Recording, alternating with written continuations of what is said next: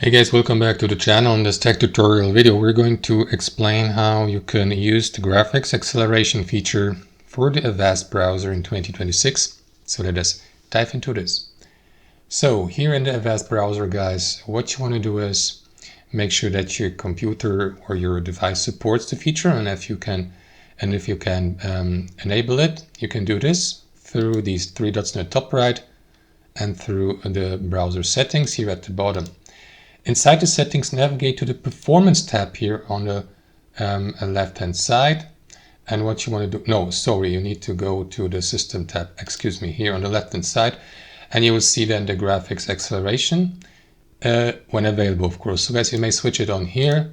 Just remember that changing these settings confirming these settings requires a relaunch of the browser. And that's basically it, guys. That's how you turn it on or turn it off here in the Avast browser. Thanks for watching. Hope you enjoyed it, got something from it, and we'll catch you later.